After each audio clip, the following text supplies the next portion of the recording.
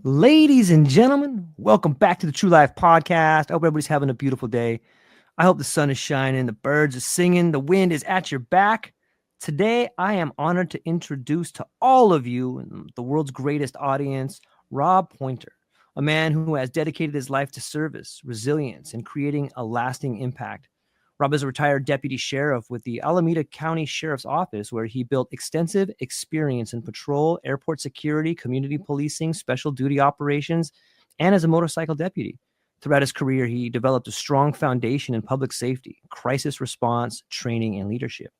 After retiring due to an on duty motorcycle accident, Rob reinvented himself, transitioning into the world of private business. He now runs the private money lending business, applying his expertise in risk management and financial strategy.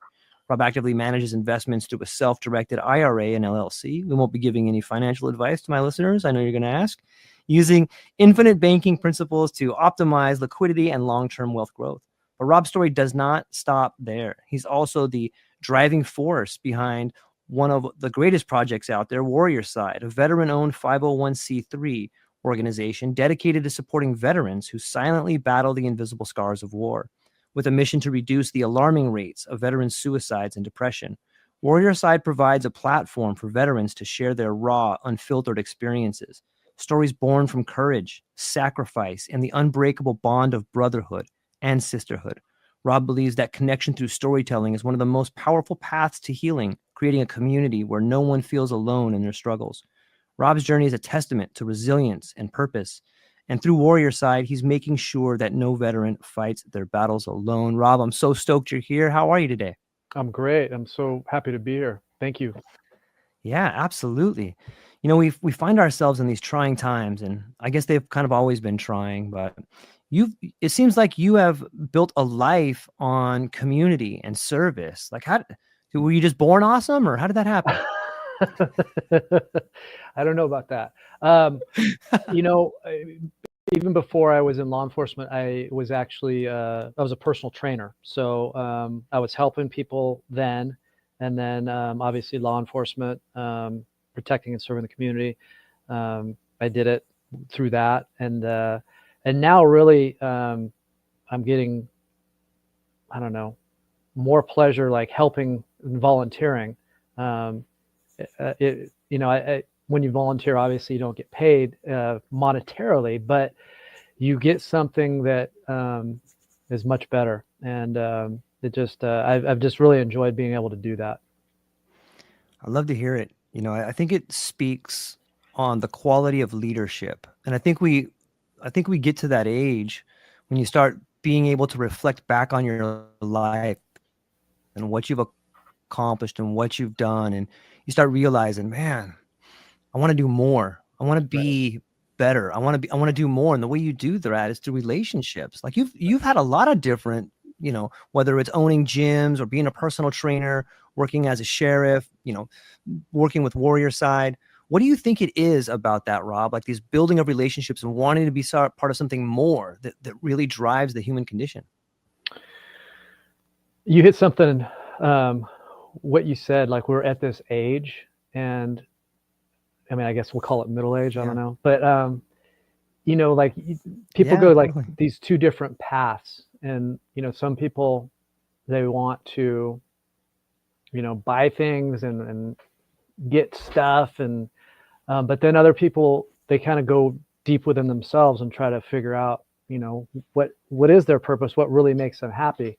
And that's kind of where I found myself. I was just kind of like, I'm in middle age and realizing things, and I really started realizing, gosh, I said really quite a bit there, but I enjoy helping, and it just gives me so much more purpose, and I feel good about it. And I've made these connections, these bonds with people just actually recently. I mean, I connected with Diego fairly recently, and but I feel like this bond with him, and I've done that with several people lately, and I think that they've always been there, right? But I wasn't open to them, and that's something that's new for me. And we can go into why I think that's happening, but I don't know. I feel this need to share my story, because I don't think my story is like, super duper unique. I think that the difference with me now is that I'm being more vulnerable and just sharing it. And I think that makes a big difference. And if people see that and they're like, okay, that guy's kind of like me. And it opens them up, because I'm willing to share my mess, for lack of a better term. It's brilliant. I love the way you put that. You know, and it's so many people that I see in this space and that are working tirelessly to help the community and make themselves the very best version of themselves. Like, it usually starts with a tragedy, man. So many of us, like, I think that's the one thing, Rob, that we all have in common, is that we go through these tragedies and we have these Mm-hmm. scars, and the world is Yeah. like, okay, now what? You've Right. you've you've shown promise. Now what Yeah. are you gonna do with it? You know, Yeah. it's like this clarion call to your better self or your higher self. Like, look, you can help people. What are you gonna Yeah. do? What would you mind sharing a little bit about? Like, I'm sure that there's been plenty of stories in your life, but was there a certain type of tragedy that like really began your journey into like self-discovery and being like I can share this and it'll help other people? Yeah. Actually, I've got one that, um, life was just kind of cruising along. I was in my career, and I was riding my motorcycle home. It was November 14th, 2018. Um, just riding my county motorcycle, regular ride home that I always take. I saw a fresh green light up the road, um, gassed it, preparing to take the right turn that I've taken hundreds, if not thousands of Right. times. And as I got into the turn, I didn't realize there was a slick substance on the roadway. Bike started sliding. And then all of a sudden it caught traction, and then it just tossed me. It's an 800-pound Harley, so there's a ton of torque, and it just tossed me into oncoming traffic. And I slammed down hard, and immediately, my thumb was on fire. So I looked down at my thumb, started swelling up immediately, started squeezing. I couldn't squeeze it. And then I was like, oh gosh, this isn't good, because that's my strong hand. But in my mind, immediately, it's like, okay, that's my gun hand. Yeah. So, okay, that's a problem. And then I started trying to look around, and I couldn't look around because my neck was just jacked. It felt like a steel rod had been just pounded down my neck. And I guess that's what happens when you land on your head. And then I went to lift up my arm, and it was just like a dead weight, and I was like, okay, my shoulder was just torn up inside of my bicep. And so the first thing that I was thinking at that time was, okay, how am I going to be able to do it's weird what goes through my head, but how am I going to be able to do my job as a deputy sheriff if all my physical capabilities are messed up? That was like the first thing. Like, I was like, why am I, looking back, why was I thinking about that? And the way that I went to work was the opposite way that my wife went to work. And we would basically, one of us would work day shift and the other would work night shift, so that we would always be home for our son. And I knew she was going to be coming by this accident. And the motorcycle cop that actually arrived on scene and was taking care of me, I said, dude, you got to call my wife, because she's going to come by here and I don't want to freak her out. And so he called her, and she came to the scene, and she said, like, pretty much immediately she came to the scene, and she, realized that I was not, dead. And then she said to me, I think this happened for a reason. And smart ass me, I said, well, yeah, the reason is I took the corner too fast, but I'll be back to work on Monday. And that was just my ego, right? Talking. And, Sure. she meant something way deeper, and she was right. And she, like, she's always right, actually. And so, I realized, because I had, basically, I ruptured the tendon in my thumb, my shoulder, the glenohumeral joint, my bicep. I had to get that reattached. I ended up getting both my knees cleaned out. There's just a lot of stuff, right? Yeah. So in that, I had all these surgeries and I had all this time, and I had all this time to think, which Yeah. I hadn't done in years, because we have life, we have distractions. Like with me, I had, mandatory overtime. I had to be at court. I had reports to write. I had none of that stuff. I had just me and my thoughts. And in that, I realized how much damage I'd done, and not physical damage to me, but emotional damage to my wife and my son throughout my career. I'd just not been good. Like, for lack of a better term, I'd not been good to them. I'd not been the best version of me. And this was like, I had nothing to do but think about that. And in the past, I'd kind of, I shouldn't have acted like that, or why was I so aggressive, or why was I, so angry, or blah, blah, blah, blah, blah. But there was always a distraction to take me away. I always had to go to work or something came up. And so, with this, there was nothing, because I had nothing to do but think. And so I was really not happy with myself. And I was like, I've got to be a better person. And so I went down a mental health wellness kind of rabbit hole of how am I going to get better? How am I going to be the best person I can be? So I went down, I was doing yoga. When I was scaling yoga, because this was in a cast, this was in a sling, and my legs, I did one knee at a time. So I was kind of scaling yoga. I was meditating.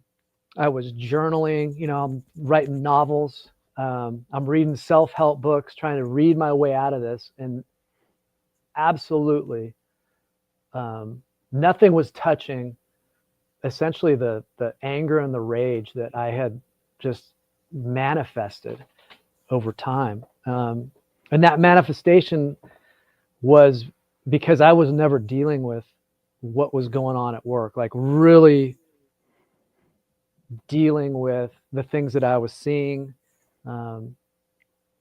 And it was manifesting into, first started with frustration, then anger, then rage.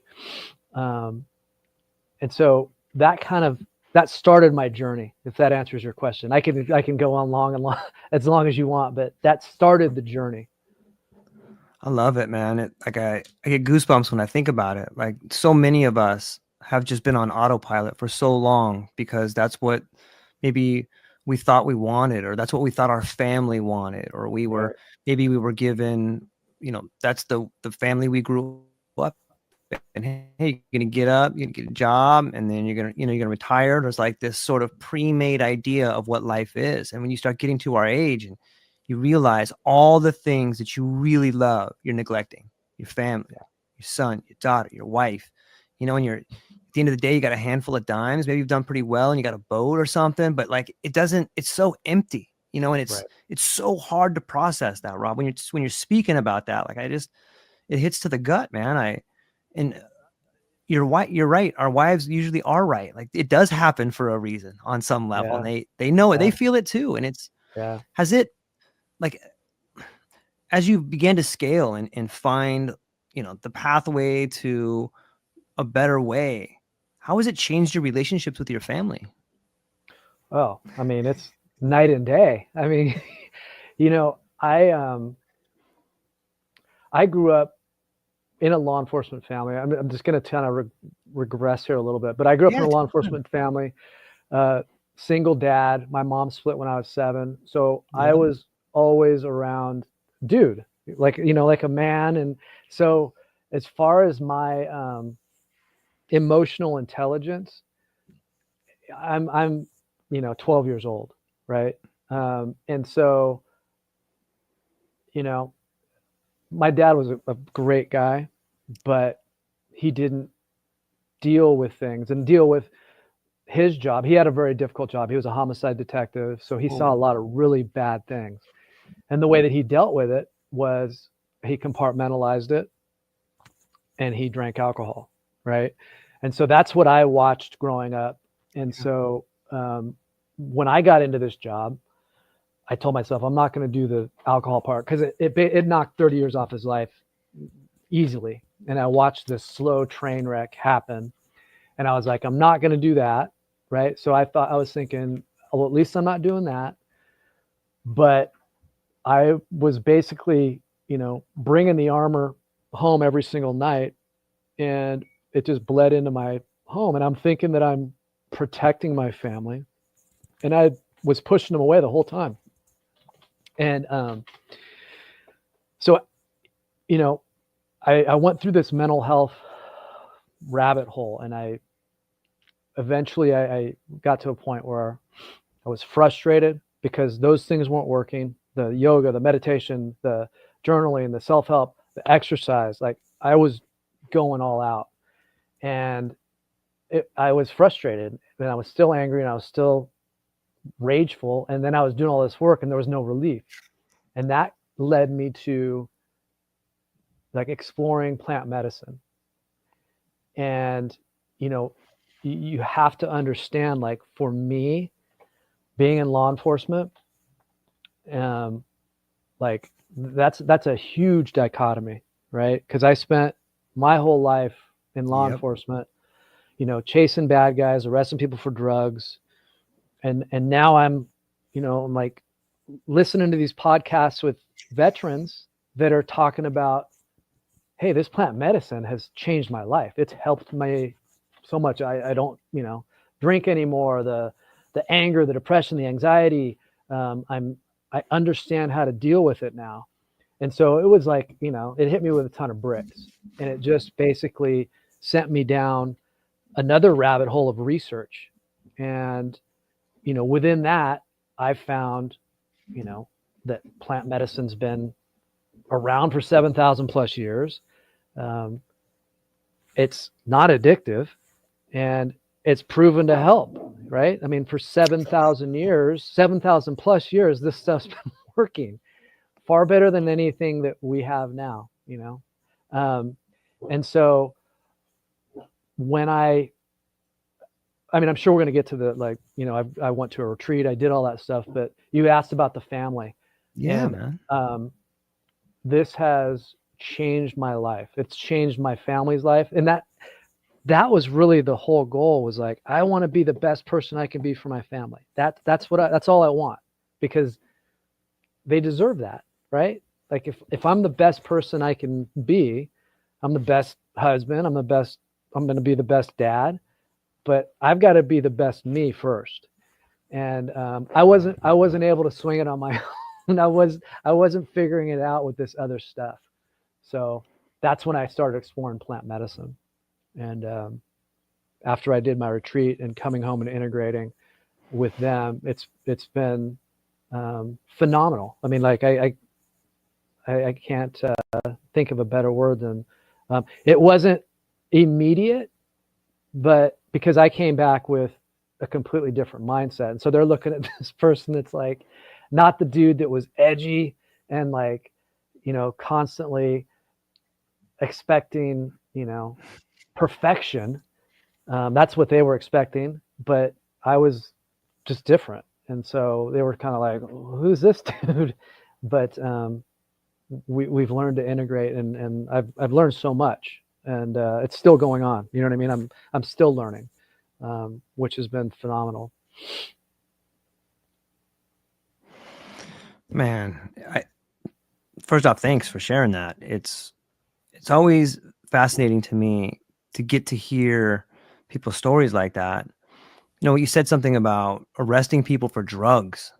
Isn't it interesting to think that we label things drugs without really necessarily knowing what they are? Like, don't get me wrong, there's really bad drugs out there, and there's people that use them in a way that destroys themselves and their families. But man, it just seems like sometimes these labels, like, oh, why don't we call alcohol a drug? It's like drugs and alcohol. But right. Can you talk a little bit more about how maybe your perception of drugs has changed? Yeah, I mean, because to be honest with you, like, I don't look at this as a drug. Like when we're talking about plant medicine, we're talking about, psilocybin, mushrooms, those types of things. Yes. after everything that I've been through, that's a medicine, like it's a complete dichotomy of my law enforcement, training and thinking and everything I did in the past. But when I did the research and I started looking at it and I started seeing how it's been helping people for so long, it's medicine. I mean, it's medicine. It is straight up medicine. And it's so that though, for someone for law enforcement, that's a real hard change, and I mean, I honestly, I've never arrested anybody for mushrooms anyway. It wasn't like it was some illicit thing on the street. Right. But yeah, but it still has that stigma from, the 60s, 70s that it was, propagandized, for lack of a better term, that it's this really bad thing. It's going to fry your brain. You're going to have flashbacks. You're going to, like it was just, we were pumped this kind of a false narrative about, I believe, psychedelics specifically. And I won't go too deep into why I think that was, but yeah, it really changed my whole thought processes on drugs, medicine, because this is a medicine. Yeah, it speaks volumes of change. And we've already spoken a lot about change, like getting into a potentially life or death situation, whether it's your kid dying, your wife having cancer, crashing, losing your family, losing your house. Like I can't help but think, and it gives me sort of I get goosebumps when I think about, oh, this was necessary. This radical shift, whatever it was, for whoever's listening, whoever needs to hear this, whatever that radical shift is, it's necessary so that Absolutely. you can begin healing. Yeah. It's what you had mentioned. I understand how to deal with it, or you had heard people say that on a podcast, and you've said that, and maybe not those exact words, but I now understand how to deal with it. Like for me, when I think about that, I'm like, oh, you start looking at the science, and you're like, oh, that's the neuroplasticity happening. That's the actual changes in my brain that's beginning me to tell my story differently. Yeah. Maybe you could speak to what that process was like, because I know it's different for everybody, and it's not a day change. You can't go to a retreat and make lasting changes in your life in a day, but you've been integrating this for a while. Maybe you could talk about some of the changes and how you were able to implement them and change your story a little bit. Yeah. So yeah, like with the neuroplasticity and like the grooves and patterns that we build over years and years and years, they're hard, like, to just change on your own, like they were for me. I guess I don't want to speak for everybody, but I struggled trying to get out of those consistent, grooves and patterns. And then if you're in a relationship, you have those triggers that, your wife says, or I say to her. And so it's very difficult to get out of that. And, for me, like, in coming back and integrating, I also started doing some serious meditation when I came back. Like, because before I'd try to meditate and I just could not get through the chatter going on in my head. And when I came back, I took a course on transcendental meditation and really learned how to meditate correctly. And so that's been a real big help on just down, because a part of, my issue was a lot of stuff, but I was always beating myself up for things that I did in the past. And then always really nervous, anxious about what was happening in the future. Like what, and it could be something that I had taken care of. Say, I set aside all the money for my son to go to college, right? But I still would be nervous about it and still would have this huge amount of anxiety. And then the whole past thing was, I would beat myself up over something that I'd already beat myself up over, which that doesn't make any sense. Like, why do I keep beating myself up over? Like, if you do something bad, own up to it one time. Okay, cool. You did it, learn from it. But my pattern was just, I would rehash it. So I was in this constant state of, beat myself up and then anxiety. And I didn't realize how bad of anxiety I had until I went down and did that retreat. And I came back. This is what I say. I went down and I weighed 350, and then I came back. Whoa. Well, no, this is what this is how I felt. I weighed 350. Okay. I came back and I weighed my normal 175, right? That's Yeah. how I felt all the time. Like, I felt like I was 175 pounds more than I really was, because I felt that weight all the time. Huge anxiety. So being able to, like, have the North Star of that retreat, like, okay, this is how we're supposed to be. This is how we're supposed to feel. Okay. Until we get kind of programmed through life, through maybe our parents or the media or whatever. And then all that stuff starts piling on. And then they build those grooves into that neuroplasticity, and they're just like, okay, this is how it is. This is how I am. You kind of get comfortable being like that. Yeah. So the retreat, what that did was it gave me a North Star. And coming back, I knew that I wasn't going to always be feeling exactly like I felt down there. But since I had that North Star, I knew I need to figure out ways I can get back or close to it, or not wait 53 years to get that feeling again, right? So for me, what's been great is, like, I'm not perfect. I didn't come, yeah, no, believe it or not, I'm not perfect. But, like, I don't want people to think like you come back and you're just like, oh yeah, I did this one thing and I'm perfect. That's not the case. I mean, things still happen. I still get angry, but what has happened, though, I'm able to kind of reel it in way, way, way faster than I have been ever in the past. Like, things that would just weigh on me, bother me, that I would just get hung up on. I'm able to recognize it. I'm able to just, like, oh, I can stop. I can think about it. Why do I feel like this? Why am I doing this? And I was not able to do that before. I can't explain exactly why that's happening now, other than, I was not like that before the medicine. I'm like that now. And it feels great. I feel, my wife feels much better about it. My son feels much better about it. And so it's just been such a life-changing experience.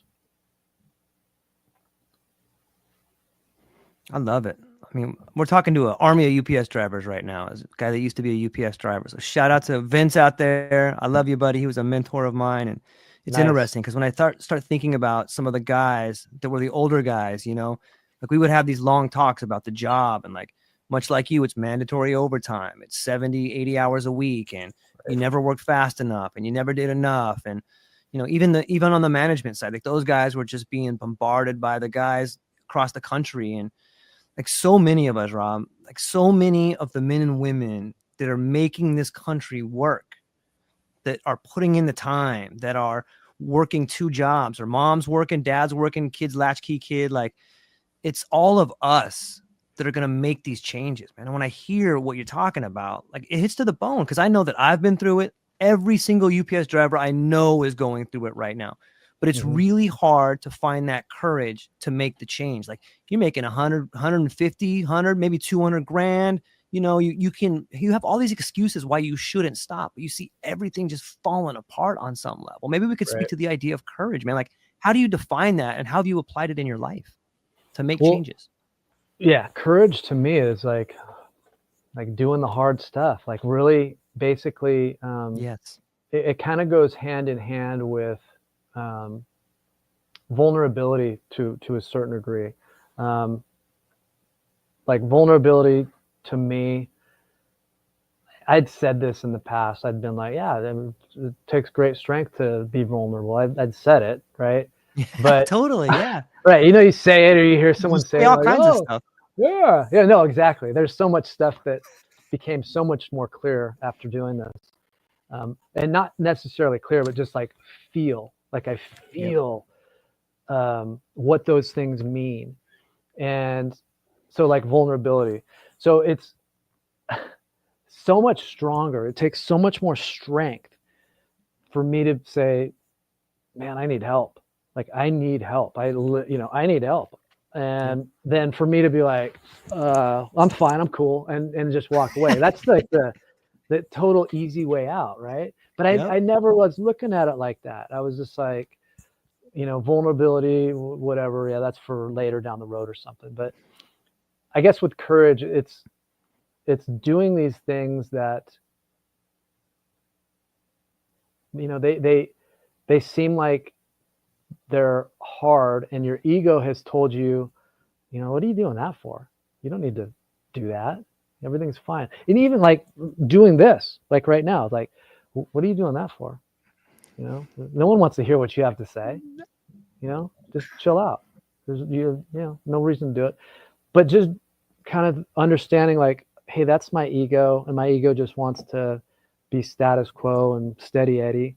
I want to do this, like doing this podcast, is because I want to help. I want people to see like, okay, there's this somewhat square dude who was a cop, and he's kind of like me, and he did the research on plant medicine. He was in law enforcement, and he realizes that it's medicine, and if I can just affect one person who'd be like, well, okay, I want to explore that. That dude seems pretty squared away. He's not, and I have nothing against tie dye or anything like that, but I think when people, they see that, they're like, oh, okay, cool, that guy's from the 60s or whatever. But I'm just like you know what I mean? Like I'm just this dad who was in law enforcement. I've been married for 23 years. I'm pretty square, conservative type of guy. And so, is it courageous for me to be going out and saying stuff and doing this stuff? I mean, some people might say, yeah, it is. I mean, the people from my world of law enforcement, they're like, plant medicine? Come on, dude. And so that's something that, when I first started talking about it and thinking about it, that was something I had to kind of overcome too, because there's a stigma of, in law enforcement, a stigma of mental health. Like if you can't say you've got a problem, because if you do that, then you're not going to get that promotion, or you're not going to get that assignment that you want, or no one's going to want to work with you. So you just kind of, you push it down. You don't say anything. So for me, like, I think it's courageous when guys, and I'm not tooting my horn. I'm just saying, I think it's courageous when guys will say, hey man, I need help. Like that last call where, and I'll give you an example. I had a call on Christmas Eve where a husband killed his wife in front of their 2 kids on Christmas Eve. And Mike, like, and then I go home the next day. Like I've got, family, and I go home the next day, and you can't sit in front of your tree and be happy with your family without thinking about that. Like that will never go away. Like that never, like Christmas comes and I always think about, that call and those poor little kids that had to see that happen. Did I say anything at the time? Like, hey, raise my hand. I'd like to talk to, peer support, or I'd like to talk to a psychotherapist. No, I didn't. So I think it takes courage to to do that. That to me is that's courage.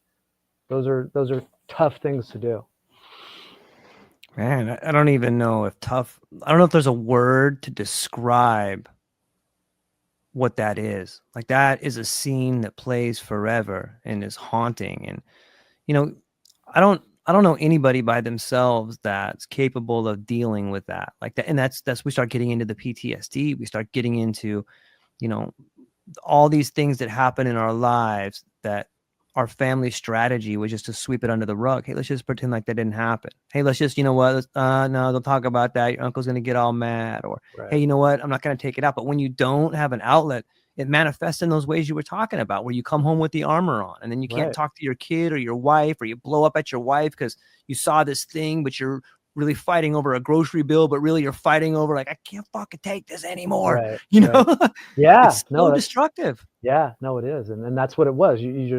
You're manifesting all of that Yep. other stuff, but then they catch the brunt of it, you know. But it Yep. has nothing to do with that bill. It has to do with that call, and you know, and you have to keep going. Like in that, Yep. in the, you know, first responder line of work, and I'll just speak about law enforcement, is there's 10 more calls waiting on the board. You've got to go. You can't be hung up on that call. You've got to keep going because, you know, there's 10 more calls, and that's just how it is. There's nothing you can do.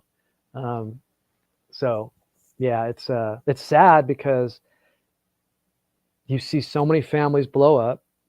And I was in one. My dad was Yeah. married 4 times, Hear, hear.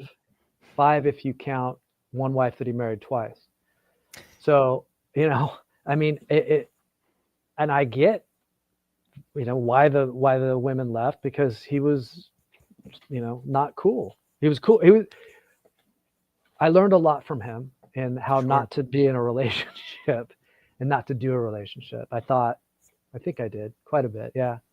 Um, but yeah, I mean, I have so many friends and, you know, people I know that the relationship just blew up, and just extremely sad. You know, the peripheral damage that it does, other collateral damage, not peripheral, collateral damage it does to families and generations, right? Because it's not just like that family unit, it's, you know, those kids, and then those kids have learned from how that happened, and then that trauma just, you know, it keeps on kind of going down. So yeah, it's rough, man. Man, it's so well said. Like, I'm sure you can echo this, but I know so many of my good friends whose marriages were just, they couldn't do it anymore. Not because either one of them were bad people, but because Hmm. of the demands that the society, but more than that, the demands that they thought they had to do, the person they thought they had to be, it Right. ruined what they could have been. And Right. man, one of my goals with this podcast is like, if we could just get a guy younger than me to do it than when I did it, like maybe that Hmm. would save his kid having to break that cycle. And it sounds to me Right. like we're talking about cycles here, man. Like, you broke the cycle. Obviously, there was a pattern there. Maybe it took Hmm. an accident. Maybe it took an act of God. Whatever it took, like, you broke that cycle. And now your kids Hmm. don't have to repeat that cycle. Whatever we don't break, our kids have to carry. For me, that was Yeah. a huge one on some Yeah. level. Yeah. And I think these stories are powerful, man. Yeah. I hope I broke the cycle. Like I hope, because my youngest son is 20 years old, and you know, like I want to have a great relationship with him. You know, like I Yeah. really, you know, I want to have a great relationship with him, and I pushed hard. You know, I Yeah. pushed really hard when he was young, and looking back, I'm just like, God, what was I thinking? You know, what was I doing? And so, um, you know, I've been able to talk to him about so much now, and really just being open and honest. And yeah, I really, that's my goal. I want to break the cycle, and I don't want him to continue. Um, and I want to have this strong relationship with him and my wife. Yeah. Yeah. It's interesting. You know, we talk about plant medicine and how it has these radical effects. But it seems to me the story I'm hearing from you is you become the medicine. Then you become the person that can make those changes. Then you Right. become the person that can talk to your son.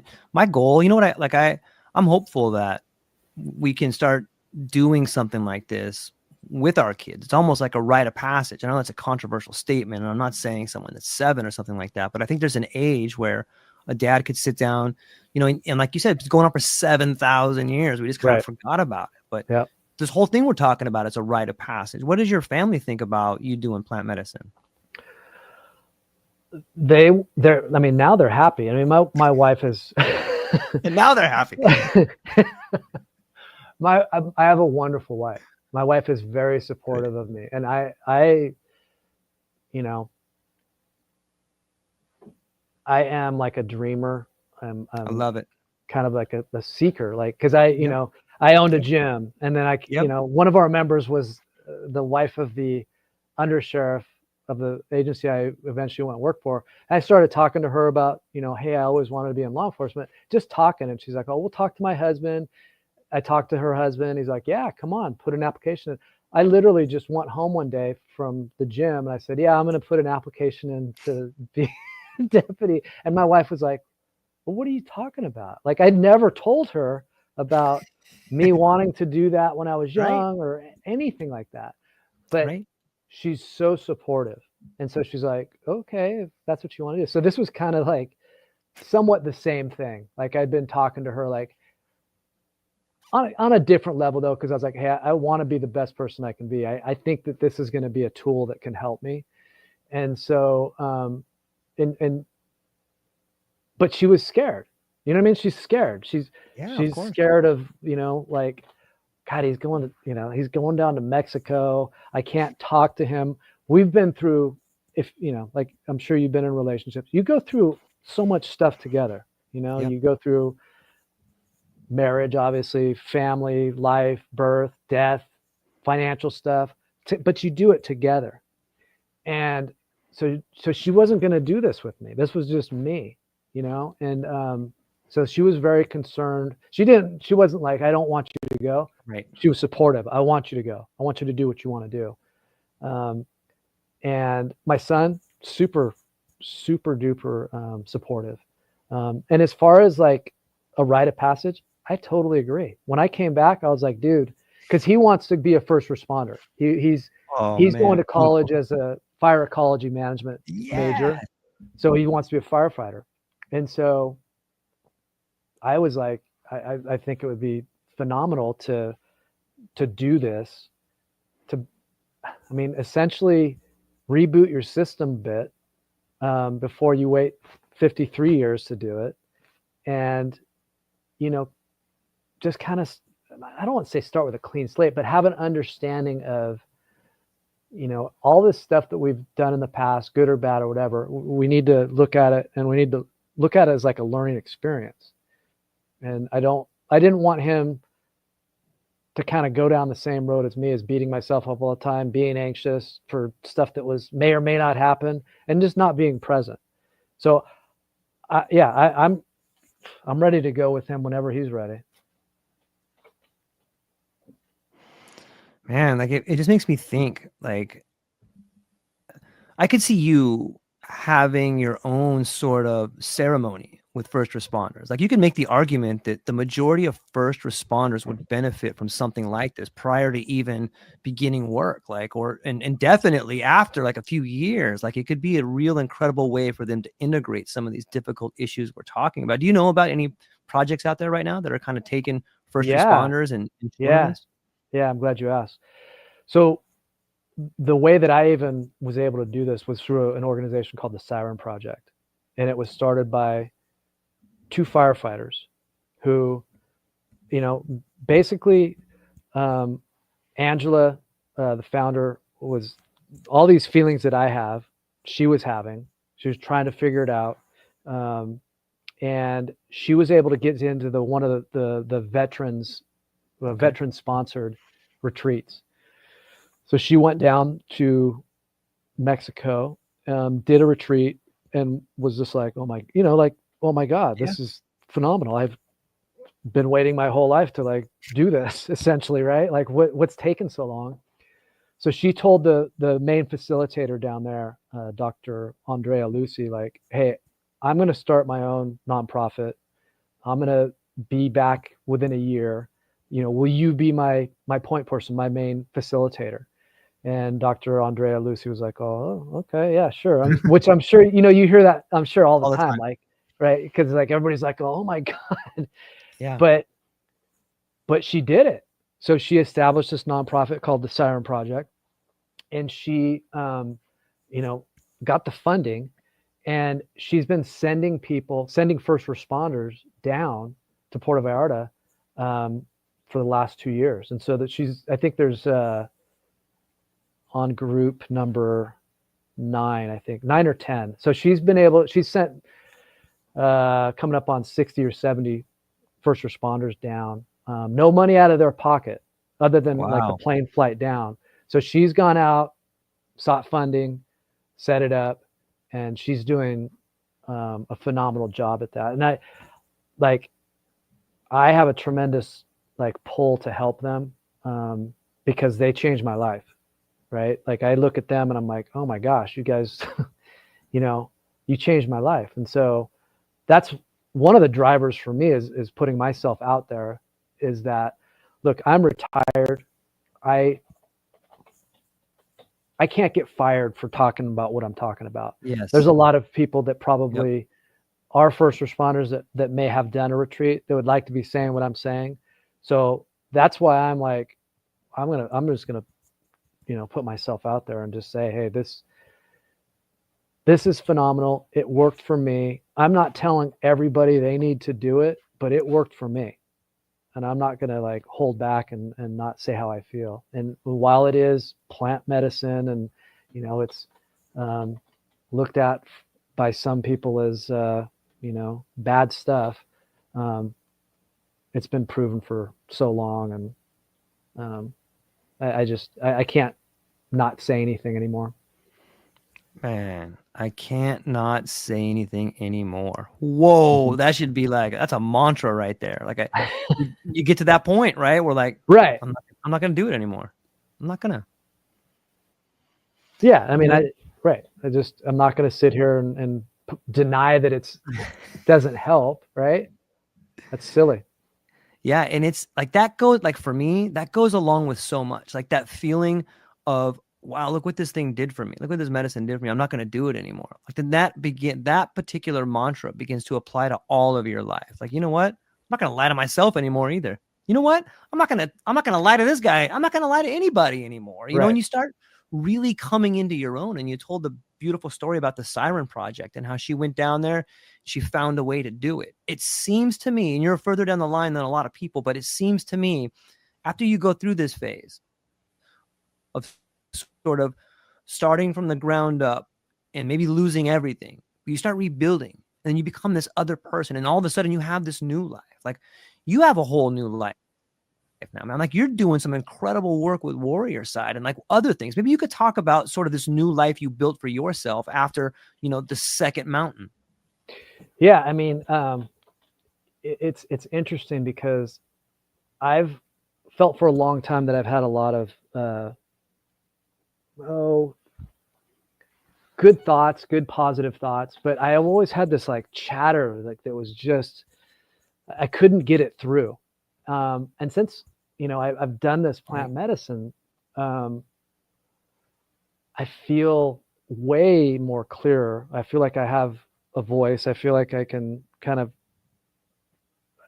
I've got a bit of leverage just based on my law enforcement career. So I've got a little bit of a voice with that, but with the Warrior Side, it's incredible to be able to tell a story and not like that. I said it. I just told you guys a little bit of story about like that thing on Christmas Eve. So, but to tell a story and then to come, all the way around and have like a kind of a good learning experience at the end of it. And that's kind of what has happened with me. I took this trip down to Puerto Vallarta And, you know, I took an enormous amount of drugs, we'll say, you know, medicine, right? And I never would have thought, you know, that I would have gone down to Puerto Vallarta and done that. But through everything that's happened to me and all the positive stuff that's happened to me, the arc of that story, you know, there was a lot of bad things prior. There was stuff that I've learned from, but I'm so glad that I took that trip, you know, trip for lack of a better term, but I took that journey down to Mexico and I did it. And it's, you know, at the beginning of this, we were talking, I've made so many good connections just since then. Like I've made so many good connections with people like you know what I mean? Like you're like, we're on this like same page. And it's about helping people. You know, there's no, I'm not looking to get, you know, rich off of anything or, I'm sorry, my dog is barking. Sorry about that. I'm looking to make connections. I'm looking to help people. I'm looking to people that can kind of like relate with me. Like I'm looking for them to be like, okay, yeah, I want to do what he's done because he's like me.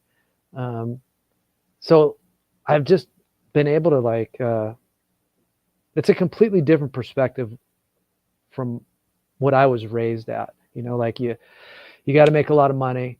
You know, you got to promote, you got to do all these things. And this is something different, you know, like I'm getting this exchange of something positive, and it's not like I'm getting money, but I'm getting something better.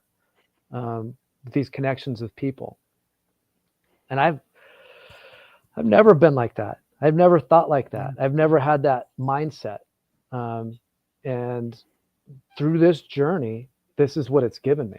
And it feels phenomenal. I don't know if that answers your question. Yeah, it totally does. It totally does. And you're absolutely right about us being on the same page. And, you know, it seems that for me, in my experience, there's a connection to spirituality that I never knew could exist in the frame that it does now. You know, for me, like I went to like Sunday school. I guess I was raised somewhat as a Christian.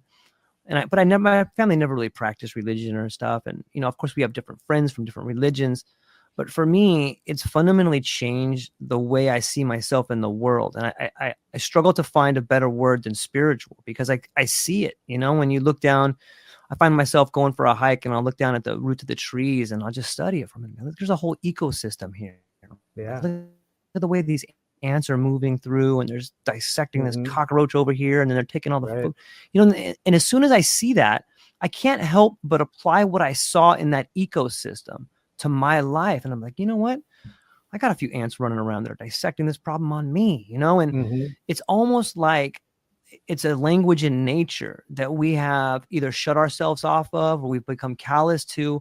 But for me, plant medicine has really opened up my eyes to learning from the environment in a way that I never knew possible. Like I see it everywhere, and it's so inspiring. And maybe the imaginal is a better word, but spiritual seems to be something that people come back with a sense of. What is your relationship? Have you noticed that as well? Absolutely. I like to kind of talk on what you're saying. Like I feel like I've been able to just kind of plug in to something completely different, you know? Just, it's completely different. I'm just like plugging in. I mean, you know, plugging into a different dimension almost. I know that sounds probably kind of funny, but that's what I feel like. And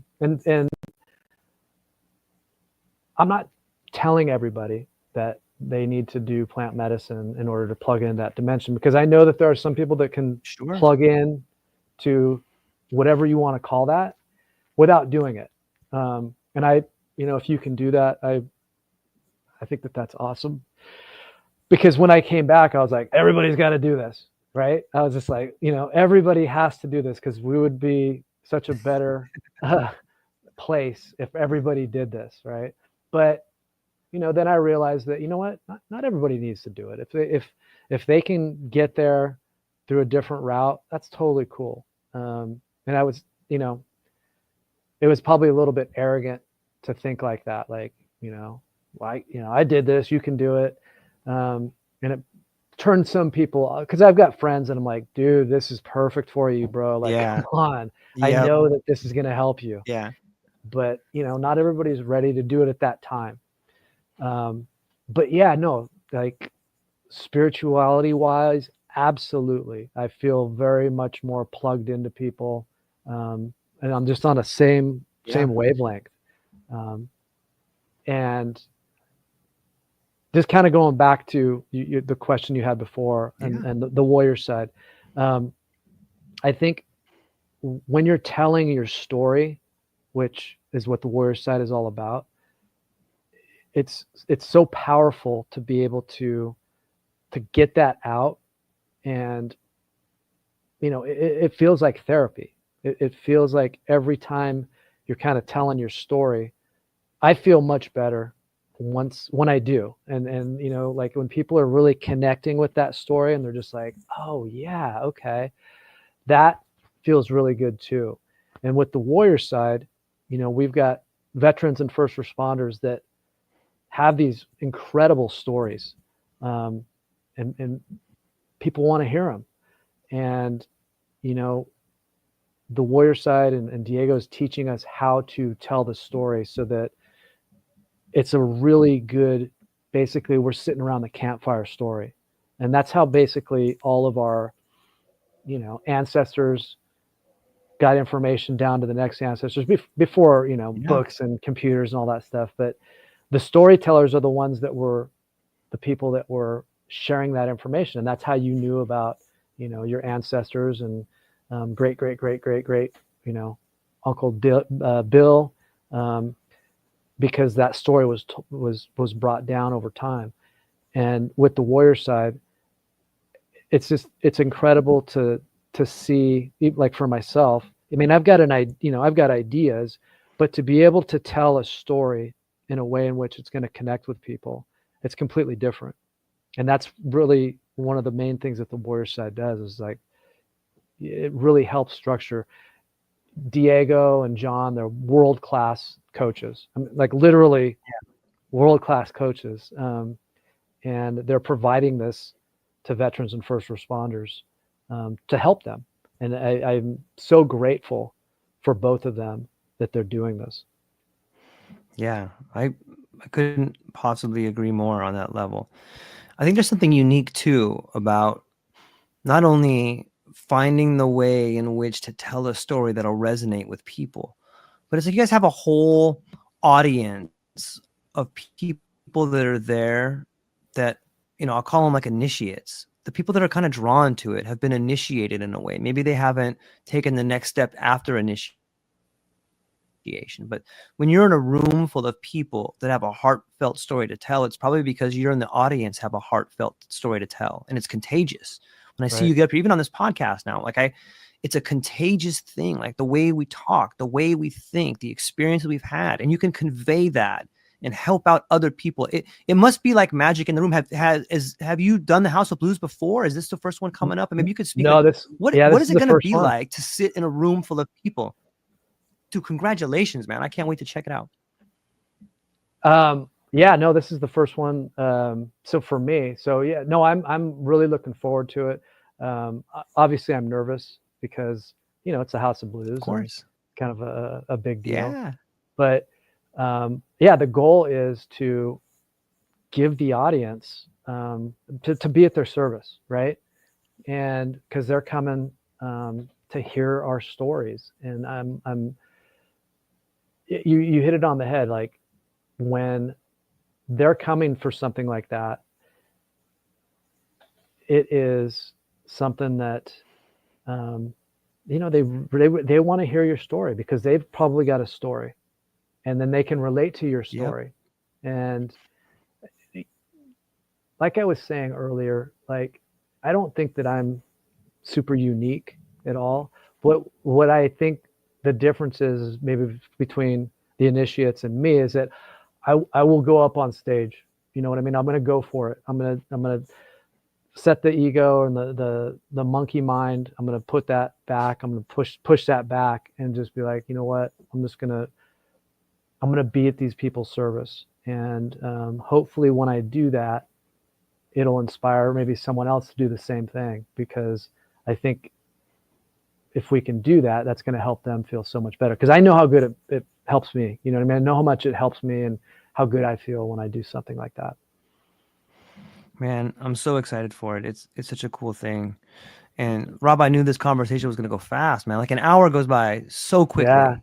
You know, yeah, when you're yeah. how long is your story going to be up there? Do you have like a certain amount of time? Yeah. So it'll 10 minutes. 10 So minutes. we each have 10 minutes. And yeah, I've heard the stories because I was with the Yeah. group a couple Yeah. weeks ago, and they are phenomenal stories. Like really, really, really touching. I think that, when the people go, they're going to just be so stoked to hear these stories, and they're real. They're from the heart. It's not made up. So yeah, it's going to be a phenomenal show. You know, I think our generation got into the idea of going to the theater and being like anesthetized. But when you go to an event like this, you come out changed. Like you come out like you're going there. Even an active listener is a participant in something like this. It's unlike anything that we've done. It's sort of a mix of, like, imagine going and seeing the band you've always liked the most, or a band maybe you didn't like, you knew, but you were like, that's the greatest thing ever. Like, you come out of these events changed. It's unlike anything that Generation X has really gone to. You got to see it when you went to South America, but this is a whole event that's like beginning to sort of bloom like a flower in spring, and people are going there and they're getting changed and they're becoming part of the community and they're learning how to be the best versions of themselves, man. And you're a huge part of that, man. I'm so thankful that you're doing it. And it does take courage. Like, a lot of people quit. I've quit in my life tons of times. So I'm always inspired when I see people that are taking those next steps to share what they've learned. That's another problem too in life. I think a lot of people hold on to this information because they think it makes them better, or they don't want to share it. But the ultimate act is in the sharing of the knowledge, man. And it takes the right audience. But any thoughts on that? Sure. Yeah. I personally, I think that it's extremely important to get different perspectives. Yeah. And because personally, I only know so much, but if I can get, George's perspective and Diego's perspective and John's perspective, that's just going to help me and benefit me. I think people get really hung up on just marrying their own idea, and they don't want to think or take in any other perspective. And that's unfortunate, because you can get so much more when you're radically open-minded. Like, if you can become radically open-minded, I think that you will be much better off. And the plant medicine has helped me with that too. Like, to become way more open-minded to different ideas and different perspectives. And I think that, like, when you go to a show like this, you're going to get a different perspective than maybe you think. Like, I know if there's like a first responder sitting in the audience, they're going to get my perspective, and that's probably going to be different than maybe what they probably have, right? If they haven't gone and done plant medicine. But I've got this unique perspective because I've went down and did it. But my lead up to doing it is probably going to be very parallel to what that person's gone through. So that's what I'm hoping. I'm hoping that, like, people will be open-minded, and they will just kind of say, okay, well, that's a different perspective. Plant medicine, I never thought about it like that. And so I think that if people can just be radically open-minded, it could change a lot of things. Yeah. Well, I got a lot of listeners down in San Diego. It's where I'm originally from. Shout out to the Teamsters 542. What's up, guys? If Woo! you're down there, go check out this event. It's going to be at the House of Blues in San Diego on March 29th. There's going to be an incredible amount of speakers. If I think I don't know, it might be sold out, but there might be a few tickets left. If anybody's listening, you should probably get them now. Yeah. It's going to be an epic event, and I think you guys there's a tour going on involved, but this event's the next one in San Diego on the 29th. So, ladies and Yeah. Yeah. gentlemen, yeah, head on down, check it out. And before I land the plane here, Rob, I just wanted to give you a moment to maybe tell people where they can find you, what you got coming up, and what you're excited about. Okay. You can find me on Facebook. I'm just Rob Poynter. LinkedIn, Rob Poynter. Instagram, it's at RAWB_ZONE. I have a Substack where I write some articles. That's Nice. Rob Poynter. As far as what's coming up for me, I don't really know. I mean, I'm really focused on trying to help Warrior Side and trying to help the Siren Project. You can also check out the Siren Project at thesirenproject.org. And there's information on there if you're first responder, married to a first responder, child of a first responder. You can put in an application, and you can go down to a retreat. Let's see. I think that's it. I'm very grateful that you let me come on here and talk about this, George. That also takes courage, right? Like, not everybody is open to talking about plant medicine, and like, people push away from it, but it takes courage. It takes courage to do things that aren't the norm, and I really appreciate you doing that and letting us talk about it. So thank you so much. Yeah, man, it's my pleasure. I'm super stoked. There's a definite stigma. Like, people should know that too. Like, if you're going to go in for change, there's going to be people that wish you didn't change. There's going to be people that say you messed up, you did this thing wrong. But it's never about you. The person that tells you things about that, it's always about them. If you can just remember that, it'll totally help you stay away from the stigmas, and maybe even people you care about look at you like, hey, what are you doing? But don't worry about that. Be the best version of you. So, ladies and gentlemen, hang on briefly afterwards, Rob. But to everybody within the sound of my voice, I hope you have a beautiful day. I hope you find the courage to become the very best version of yourself, whatever that means.